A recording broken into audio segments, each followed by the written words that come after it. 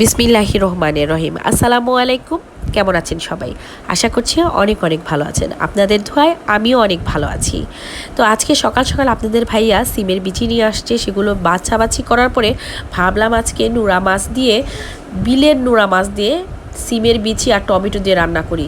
যে কথা সেই কাজ। তো চলুন তাহলে কথা না বাড়িয়ে কিভাবে রান্না করি খুব ঝটপট সেটা আপনাদের সাথে শেয়ার করি। আমি আগে কিন্তু হলুদ মরিচ আর লবণ দিয়ে নুরা মাছগুলো আমি সুন্দরভাবে ভেজে নিয়েছি, একটু লাল লাল করে ভেজে নিতে হবে। এরপরে আরেকটা কড়াইতে সরিষার তেল গরম করে পেঁয়াজ কুচি, কাঁচামরিচ কুচি আর দিয়ে দিব কিছু লবণ, দিয়ে খুব ভালোভাবে নাড়াচাড়া করে লাল লাল করে ভেজে নিতে হবে। আর এদিকে কথা বলতে বলতে কিন্তু পেঁয়াজ আর কাঁচামরিচটায় ভাজা হয়ে গেছে। এরপরে আদা বাটা, রসুন বাটা আর জিরা গুঁড়ার একটা পেস্ট দিয়ে দিচ্ছি, আর দিয়ে দিব স্বাদ মতো ঝাল আর হলুদ গুঁড়া। দেওয়ার পরে অল্প একটু পানি দিয়ে মশলাটা কষিয়ে নিচ্ছি। একটু বেশি করে পানি দিবেন যাতে সিমের বিচি বা নিচে লেগে না যায়। আর কালারটা দেখেন অসাধারণ হয়েছে। তো অনেকক্ষণ মশলাটা কষানোর পরে সিমের বিচিগুলো দিয়ে দিচ্ছি, খুব ভালোভাবে দিয়ে কষিয়ে নিতে হবে। আর প্রত্যেকটা তরকারিতে যত ভালো কষানো হবে ততই কিন্তু খেতে মজা লাগবে।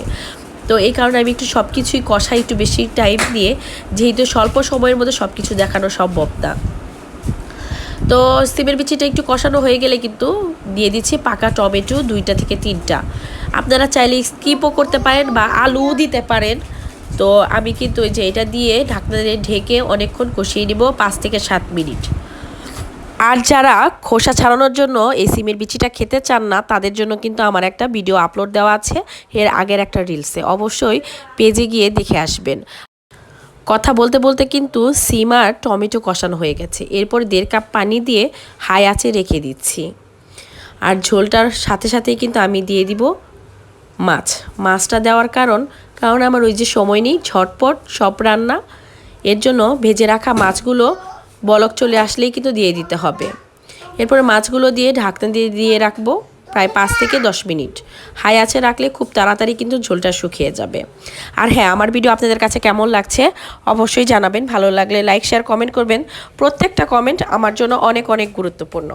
আর প্রত্যেকটা কমেন্টের অ্যান্সার দেওয়ার জন্য অতি আগ্রহে বসে থাকি। ইনশাআল্লাহ কমেন্ট করে পাশে থাকবেন, ভালোবাসা দিবেন। তো যাই হোক, রান্নাটা কিন্তু হয়ে এসেছে, অনেকটাই কিন্তু ঝোল শুকিয়ে আসছে। এখন কিন্তু আমি নামিয়ে নিচ্ছি। আর ঝোলটা দেখতেই কিন্তু ইয়াম্মি হয়েছে। আর সিমের বিচির তরকারি আমার ভীষণ ভালো লাগে আর প্রচুর পুষ্টিগুণ দিয়ে ভরা।